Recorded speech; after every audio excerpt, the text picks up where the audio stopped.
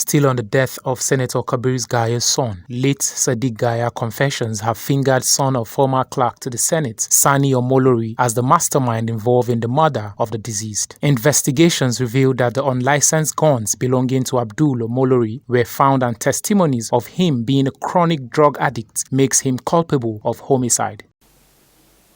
The symbol of justice is a blind woman with a scale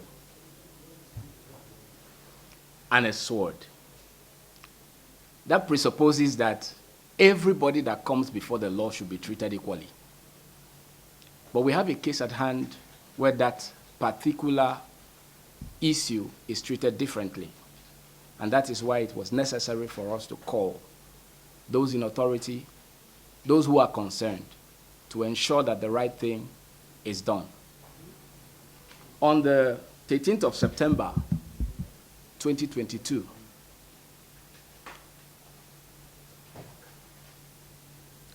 Sadiq Gaya, a 34-year-old man, was found dead in a swimming pool in a certain hotel here in Abuja. The medical evidence that came out from his body after the body was exhumed and taken to the National Hospital clearly reveals that he was killed before he was dumped in the pool, because his body didn't swell out of taking in water or inhaling water. And so that raised a lot of suspicion as against the general acceptance that he died in an accident. Investigations began. Certain individuals were arrested. And some of those individuals are children of very powerful political figures in Nigeria. There are evidences to that effect, including eyewitness and ear witness persons who said they heard or saw certain things.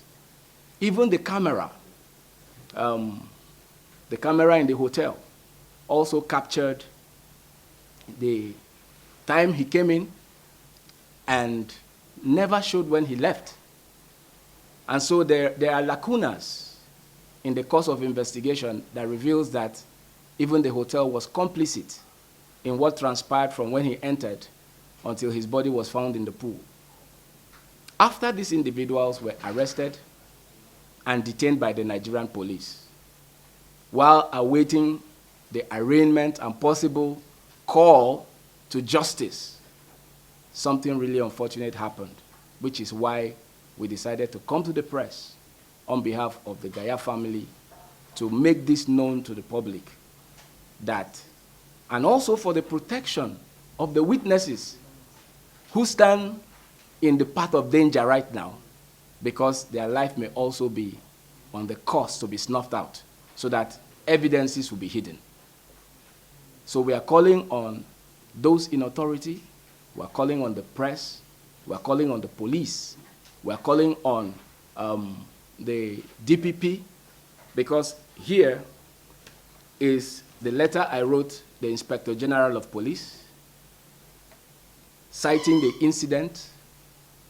And then there is also another copy of that same letter, the one addressed to the DPP, the Director of Public Prosecution at the Ministry of Justice. It was actually addressed to the Minister of Justice. In my presence, on a follow-up on my letter, I realized that internally, the Ministry of Justice had written to the police, asking them to do a rearrest of the culprits who were released, because after, in a period of 2, 3, almost a month, the persons who were arrested in connection to this crime were released.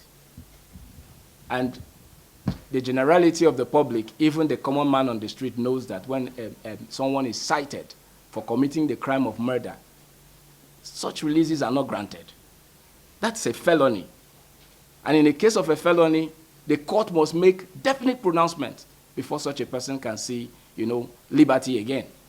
Because there is always the proclivity of committing another crime once such a person is released to society. Only God knows the safety of those who stand as witnesses. in the circumstances of this particular case. So we are calling on all authority. We are calling on family, friends. We are calling on the media, because it's more than 2 months now. Yes, about a month plus that we have written to the Ministry of Justice. We've also written to the police, to ensure that the right thing is being done. So this is to enforce that. Even private calls were made between the family concerned to the Inspector General of Police.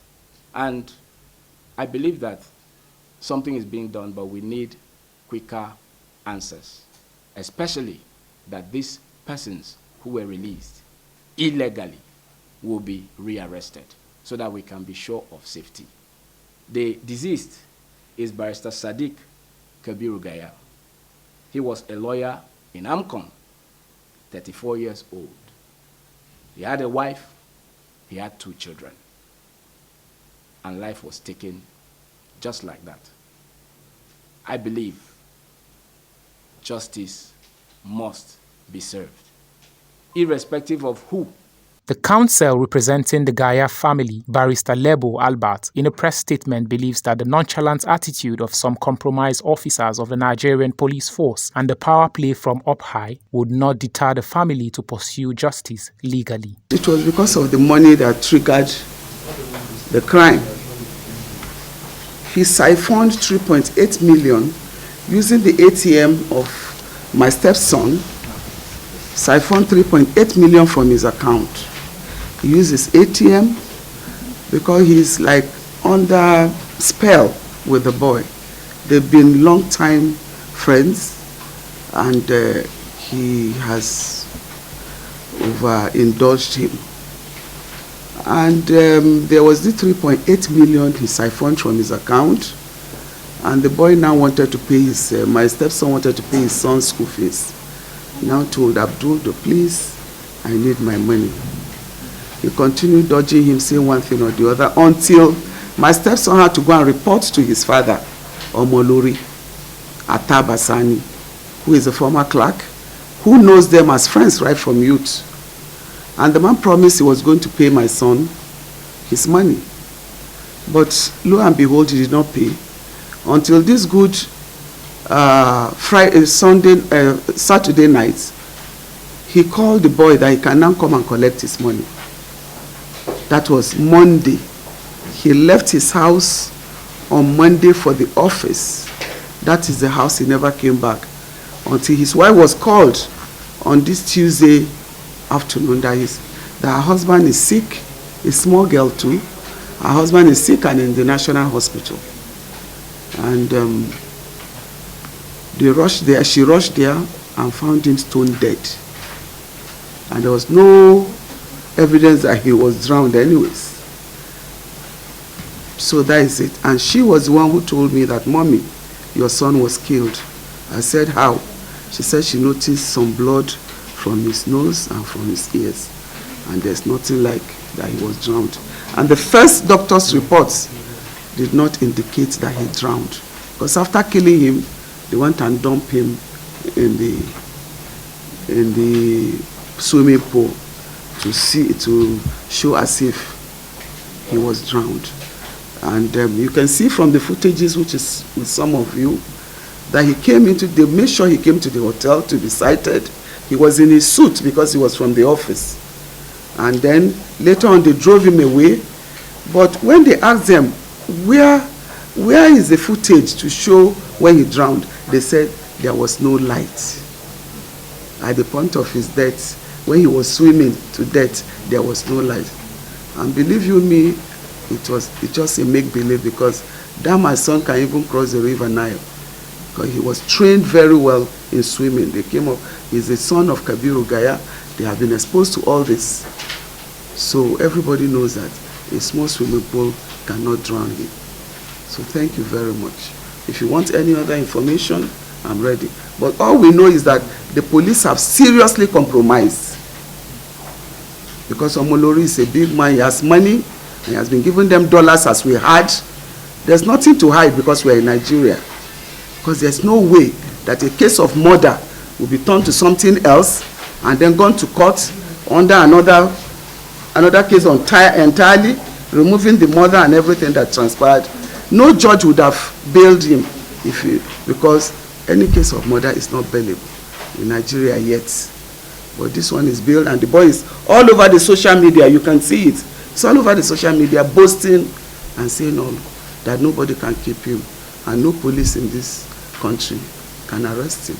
There was a witness in the course of investigation, a female witness, who said she was in the next room and knows the parties involved, knows the deceased, and also knows the Omolori.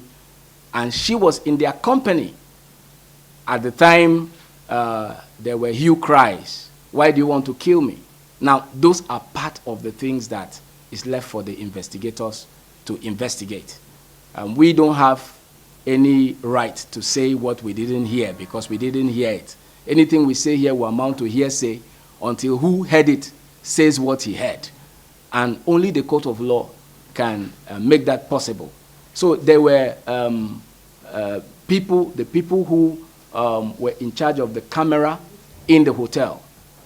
The son of Omolori came in because they are good friends, and there was a pointer to why he would possibly be, involved in his murder, because they had issues relating to finances, and after his demise, monies were, removed using the ATM of the deceased by the same person. And this is a subject matter that the father is also aware of, because he had gone to the father and complained with regards to a certain amount of money which was taken from him, which he wants back. So these are all the circumstances surrounding, that incident. 6 suspects were arrested, and the 6 of them were released. And the grounds of their release is on murky waters. It's the aberration in the circumstance. Usually, when a thing like this happens, a charge is proffered within the shortest possible time to determine whether such accused persons or defendants are guilty or innocent. But in this particular case, no charge has been preferred. They were never brought before the court of law in connection to the crime. They were arraigned for a different thing entirely that had nothing to do with the crime that they committed.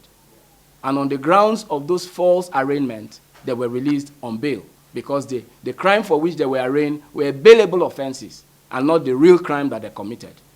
Which means that in the circumstance, we call on the IG to look into the IPOs who were involved in this case and let questions be asked in the circumstance. Alex Tesu, Voice TV, Nigeria.